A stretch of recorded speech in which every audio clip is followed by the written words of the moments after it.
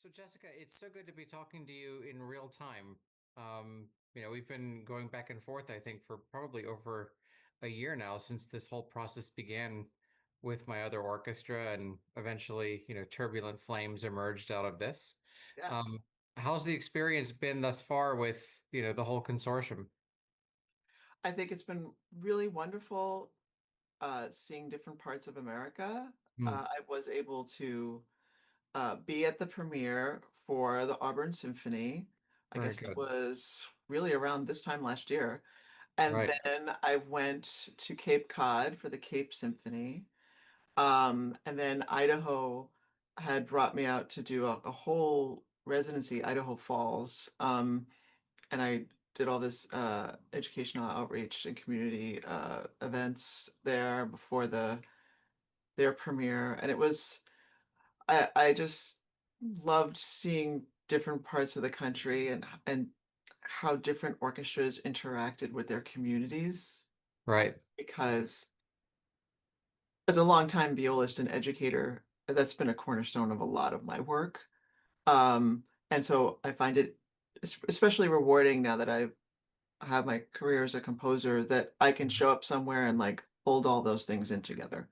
Right. So, Right. uh, So, and I think that this year there's a couple of more folks doing it this year. Orlando's doing it in June.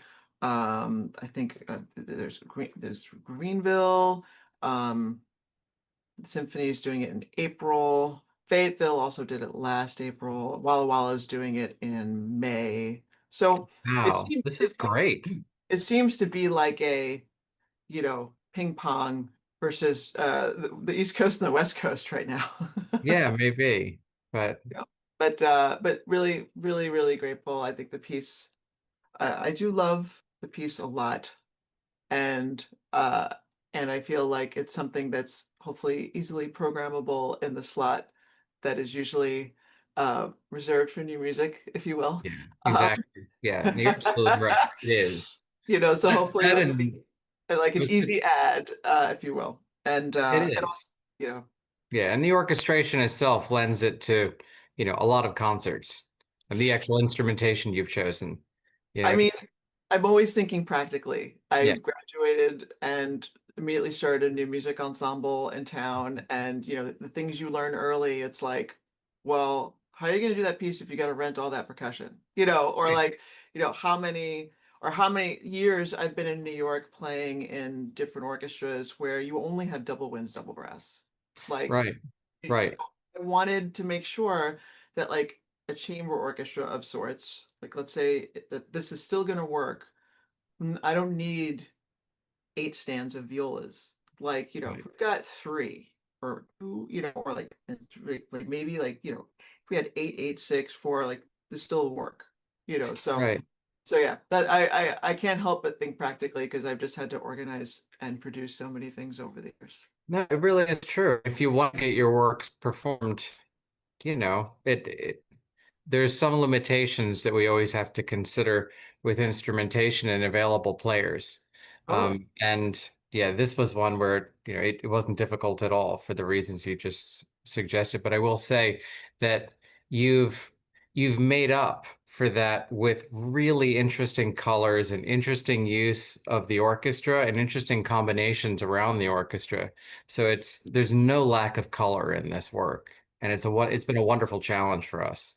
Oh, thank you very much. I do. It's just all my years of youth orchestra. And it's kind of like yes, if you read the program notes about this piece, Hmm. it's about, it's flames and how they can be ignited and like in different ways they function in a Right. controlled burn and like ones that are more explosive and just in the point of out of control, Hmm. which sort of explains the energy. But honestly, I really wanted to go channel that first time you're in youth orchestra and you're playing with really awesome people and you're like, oh, I need to do this for the rest of my life.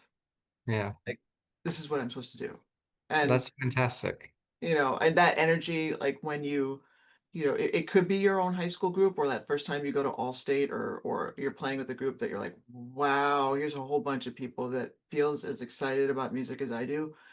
Right. And um It's that feeling. Yeah. So let's talk about some of those early experiences in your case. So where does the story of Jessica Meyer as a musician? It begins on Long Island, where my dad played a lot of folk music on guitar, a lot of Beethoven on the stereo, and my mom was like a Tupperware lady and played the radio in the car all the Right. time while I was in the Yeah. back seat being shuttled all over the place while she delivered things. And so What does she listen to?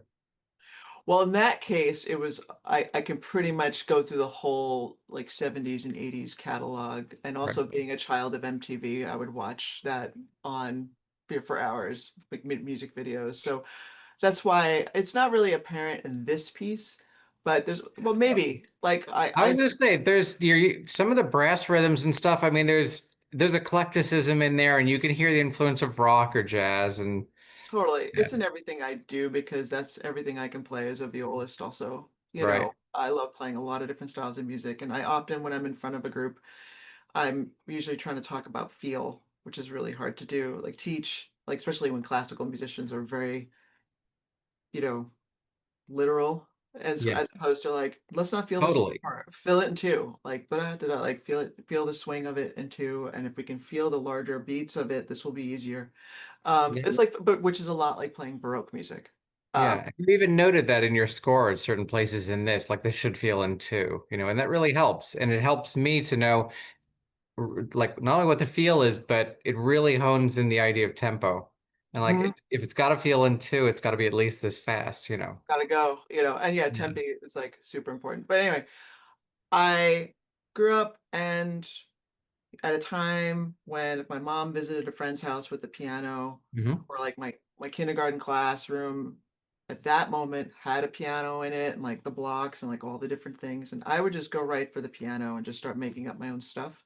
Yeah. And So composition came pretty early too, I guess. I think so. Even though I didn't write anything down until maybe later in high school, but I would always go to any piano and make up my own things as a Mhm. way of processing the life around me and Yeah. how I felt. And but I played the guitar for a little bit, but like I was very lucky to grow up in Long Island where, fourth grade, some spring of third grade, they gather everyone like, what instrument you want to play? And I said I want to play violin, like a lot of other people, and they called me over the summer. They're like, "We're sorry, we ran out of violins, but you're tall, so we're going to give you a viola." And Yeah. so I started on viola, and it was pretty apparent that I immediately sort of went really fast, and the teachers were like, "You need private lessons, you need the thing," and then I kind of got absorbed into the whole you know, on Long Island, which is like, youth orchestra, all county, all state. And I knew, I mean, I think in fourth grade or fifth grade, I remember playing Memory from Cats in like in orchestra, and I knew and got goosebumps, and I'm like, this is what I'm doing the rest of my life. Like, Yeah. it just chose me. And so it annoyed all my other teachers because by the time I was in high school, I'm like, I don't need to take science class. Like, I could pass out. I ended all my classes by like sophomore year, junior year. I took Yeah. tests to pass out of them, and I just spent a lot of time in the music rooms. And that's when I started actually writing in the sense that I had a great uh, band teacher. I wasn't in band, but all my friends were in band. And Hmm. he ran a theory class, and music theory class was not like dittos, like write your fourths and fifths. They were a room of early Mac computers Yeah. uh, with Kurzweil sound patches, and they're like, have at it. And I would make these soundscapes that sounds like Enya meets Mannheim Steamroller. And Okay. I wrote like my first viola concerto was like me with like a string patch that I'd write out and I'd perform with it. So Wow. like junior, senior year, they were shopping me around to different like music conferences, and I won my first award, like Long Island Composers Alliance, for that piece for viola and computer in 1991, Yeah. um, when that wasn't really a thing. And then, Right. but then, I auditioned for all the conservatories and I got into Juilliard, and I'm always thinking practically. I'm like, well, I got to get a viola job. Like, so all of my creativity was basically shut down for me to go and practice and learn and go from being a big fish in a small pond to like the smallest fish in the biggest pond. And Yeah. then, getting that very perfectionistic mindset, which was like damaging for a while, but at the same time, I was very lucky because I'm a violist. Like we're pretty chill compared to like violinists and like other piano, like other studios have it way more stressful, I feel. And I was very lucky to find Heidi Castleman early, who was basically like my second mom, who Yeah. I just got great training and felt really in my body. But by the time I graduated, my master's, all I was thinking was like, how am I going to get a job? And Right. so I auditioned for a long time. But a couple of times I would be writing for someone and feel like as part of like a theory class assignment and felt like this feeling like I should be doing more of this, but I would kind of promptly ignore it. Um, Same thing after I got out and I had to make money. I've done an extraordinary amount of workshops with kids and adults to get them ready to see concerts, and a lot of like there's even a stint with the Hudson Valley Philharmonic in upstate New York where I was going to all these schools and helping kids write for the orchestra well before I was a composer. And I remember the first time standing in front of an orchestra with something the kids wrote, but of course I had to like voice and do all these sorts of things. And I'm hearing an orchestra playing my piece, and I was like, and a voice inside me is like, this is supposed to be what something important, and I'm like, and it just still did not manifest until many years later, where I felt like in a midlife crisis, like I need to be doing something. This is not what I'm supposed to be doing. What is it I'm supposed to be doing? And I started writing pieces for viola and looper and started performing a lot as a soloist. Um, and then in 2014, I wrote my first piece of chamber music. And as soon as I heard other people playing my music, I was like, Right. oh, this is what I'm supposed to do for the rest of my life. I realized now, okay, got it. Message received. And 90 some odd pieces later, we have Turbulent Wow. Flames, You've been busy. I mean, it's been a busy 10 or so years.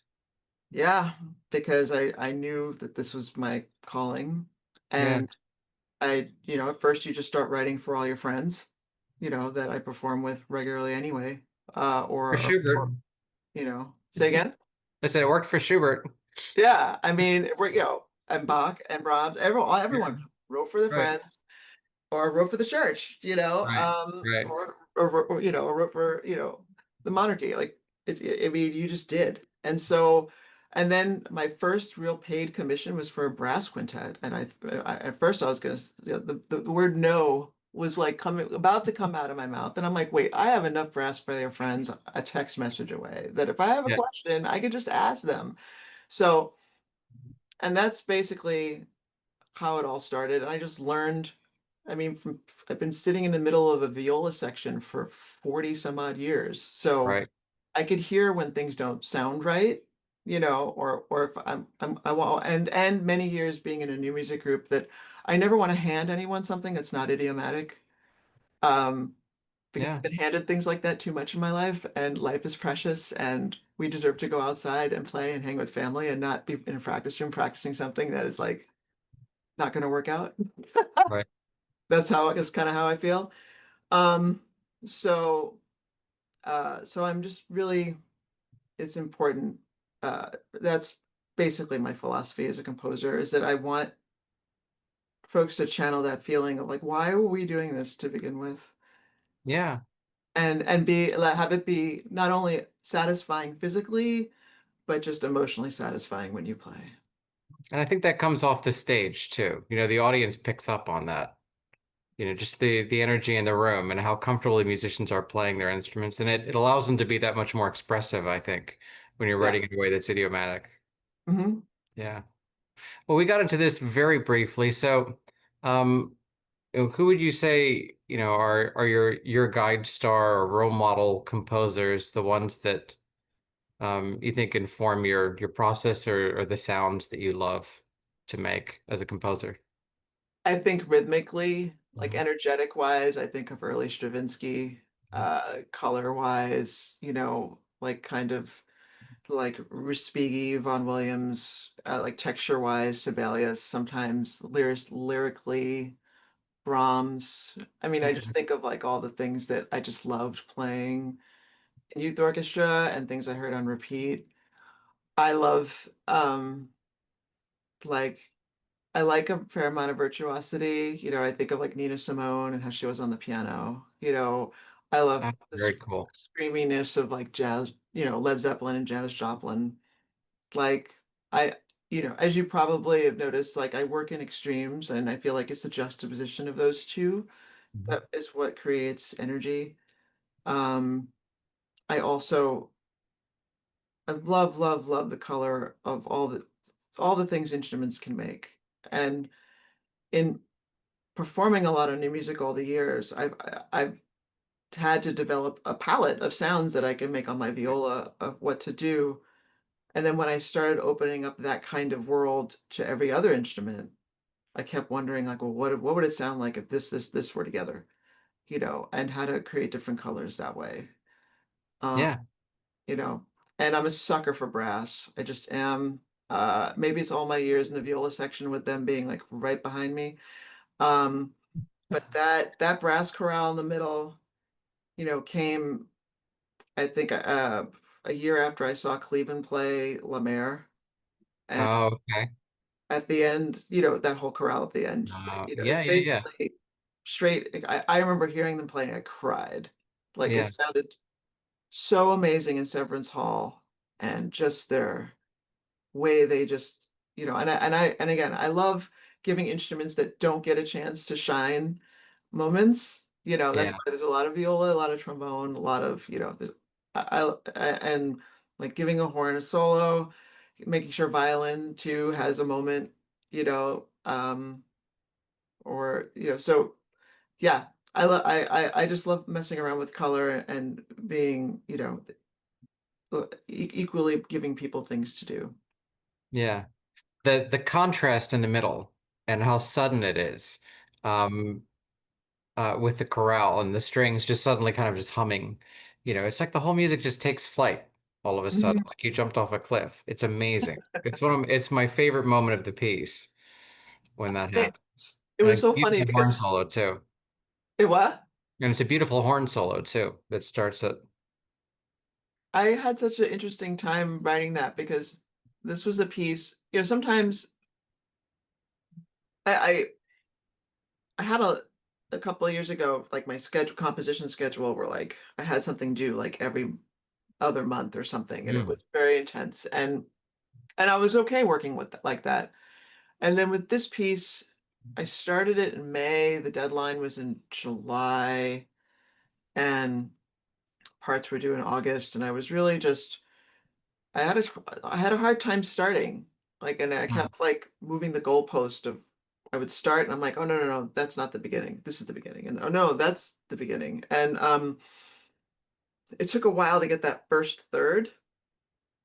And then I had gone to California because the National Organ Convention was premiering something of mine, and I knew I needed to get in nature to finish this piece, and I happened to be in the redwood forest, and I got this Airbnb that just had Oh. like redwoods around, um, and like those little Santa Cruz towns.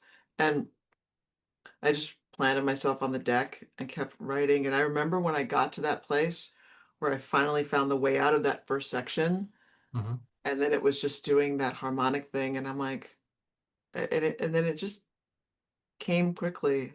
But I think that's because I was around nature a lot. You know, Yeah. and I think that that is something that's really deeply important to me is that I could write, I mean, I have trees right outside. Like I could do things here, but I go out a lot to Montauk, in Long Island, where I could just rent a cabin like on like on the ocean or something. And I understand now, like why Beethoven and like a lot of other people, they made sure they took their walk in the woods and they were Right. walking a lot Um, of the yeah. redwoods. Like it's it, it's how as a composer you use your back burner, and I take a lot of naps. And Bernstein did this a lot too. Like if you go to that place where you only have like theta brain waves, where like you're in between, like delta theta, where you're in between awake and sleepness, Mhm. that's where you're kind of meditating, if you will, and that's where Right. sometimes you can just download ideas, and you can get to like a similar state if you're walking a lot in nature where it's quiet. Um, Yeah, Brahms used to prescribe it to all of his students in college, yeah, walking. yeah, just it's because walking, like if you're walking and you're really like in a zone and you're out of your head after a while because of the monotony of it, um, it's like a meditation. Yeah, And and I'm always telling my viola students, like, to perform something, you really got to, visualize and feel it well beforehand because you're just training your body to do it. And I also feel like there's the visualization part of it, like you're inputting what you want to happen. Um, but then there's also the dreaming, like allowing time for your body to dream. And sometimes that could happen in a walk, or like I remember when I was writing that piece, I'd write on the patio, get a bunch of ideas, go take a 15-minute nap, come back out, do it again, go back. And like that piece was written in about that whole when the brass thing starts and all the harmonics are going, like between that and the end, I finished in like 3 days, right. you Because it know, just started to flow. and it's just like, but it takes a while to kind of figure out what you need. Whereas when my son was little and I was first starting to write, my first brass quintet, I'm at a McDonald's play place and he's like on the stair and like doing that thing. And I have like a tablet with a keyboard and an earpiece here and another earpiece here. And I'm trying to like write it out by hand, like, before I realized I should just write on Sibelius. Yeah, Um, or I would spend time doing it in like bars or restaurants. So it depends on how that your creative process changes over the years of what you need. So my point being is like this piece took longer to do, and now I know that these days I kind of need to give myself a wider berth when writing yeah, a bigger piece to like tinker and create and then like walk away from it from a bit and then come back and not to right, expect myself to just get it all out in one thing. right. Another thing that I find just unique and interesting and a fun challenge with this work is how do I put the specificity and the contrast and dynamics? Not just, I mean, overall dynamic contrast between loud and soft, but also like in any given moment, especially maybe in the first third, between sections, they'll have, lots of opposing dynamics or there's an extended section where the first and second violins are kind of in counterpoint, and you really hear it because we have them set up antiphonally. Oh, cool. Beethoven on the second half anyway, so it sounds great on this work. But Neat. all of that is happening quietly. It's all piano for like, I don't know, 16 bars straight or something, while Mhm. all of these other instruments are having all of these effects going on and, these fun call and response things. Yeah, it's really intricate dynamics. I mean, and I guess, the more I write large ensembles, I mean, I'm learning as I go. Hmm. I mean, I had the experience of just playing an orchestra for so long, but then when you're really dealing with different powers and how an orchestra is, like, you could have the best low sounds going on, but you get one flute or piccolo just annihilates all of that. So it's like how do you support the lower instruments because sonically they're just not going to cut as like Right. a violin does, no matter where you put them. You know, Right. like I always ask for the violas to be on the outside, so you could really hear us first.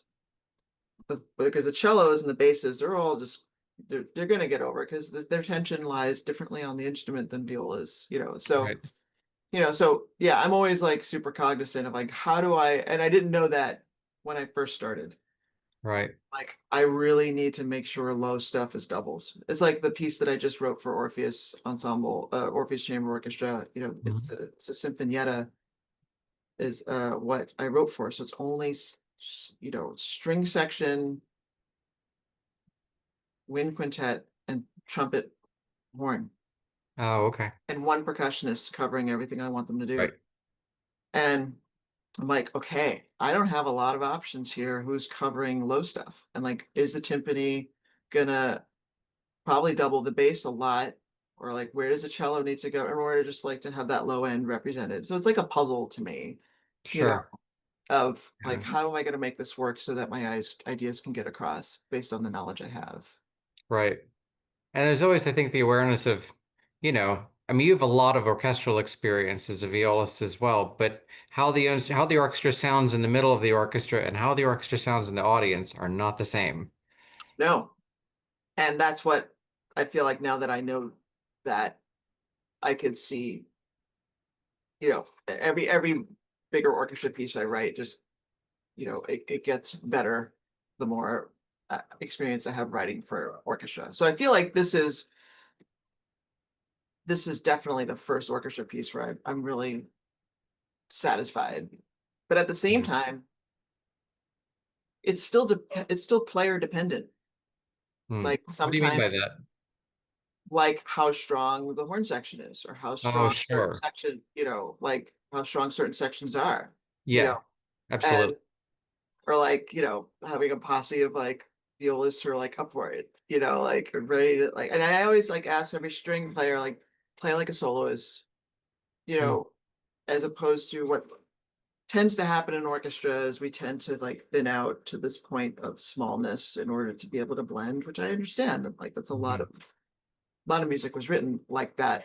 But I guess I want to always try to empower people to play as passionately as possible.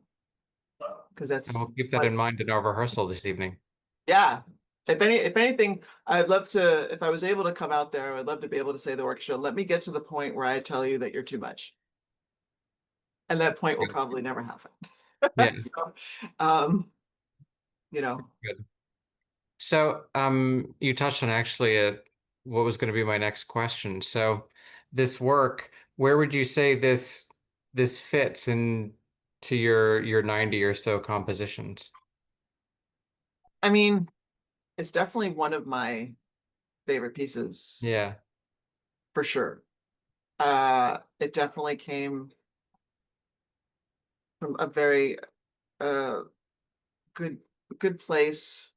It it came at a time during my career where I had a lot of experience Mhm. already writing other orchestra things or other large ensemble things, especially writing for band. Uh, Mm. because my first band piece was for the President's Own, and I'm literally, Oh, wow. yeah, and I'm literally thrown into like they can play anything, which is great. The Right. people I love playing for, I love writing for, but like, all of a sudden I'm writing for like, piccolo, flute, one, two, three, oboe, English horn, bass clarinets, contrabass clarinets, contrabassoon, all saxophones, cornet, trumpet, horn, trombones, bass, euphonium, tubas, and eight percussionists. So it made me learn real quick, like how do you balance all those colors? And so having Right. did that a bunch, not a bunch, but that piece and Go Big or Go Home happened before I wrote Turbulent Flames. Okay. So I think Turbulent Flames just happened at a great time, and and writing Turbulent Flames really helped. In the meticulous I had to be about that, um, helped me get ready to write the Orpheus piece, which is going to be premiered in Carnegie next month or this month. How exciting. It is exciting, Right. Yeah. you know. So, if I can ask and if you can tell us, what are you working on right now? Um, I have a another band piece. I try to write one a year because Okay. my educator hat is always on, and I love getting high school kids or and college kids super excited about playing, regardless of whether they're going to be a major or not, which Mhm. seems to be a thing in band, you know. Uh, and then um, I'm setting part of Eleanor Roosevelt's speech that she did on human rights. I'm writing a short piece, 5-minute piece for it's like chamber orchestra and choir. Oh, wow. As That's part of like there's a big America 250 sort of celebration right now, and so that's right. part of that. Um, and then I'm also writing a piece for Roco, which is in Houston, which is a really cool chamber orchestra. Yeah, I follow them. Yeah, they're fun. Alicia Lawler Great, is great cracking marketing, back. great programming. That's a very cool group. Very cool group of great people that come together from all over the place. Yeah. They did Go Big or Go Home a couple of years ago, and then so this is going to be like a commission where I'm writing about inner and outer resonance and how you are on your insides and your environment and how those resonances affect each other. Hmm. Um, both convert, and how that might sonically be represented in an organ. Right. That sounds Um, lovely.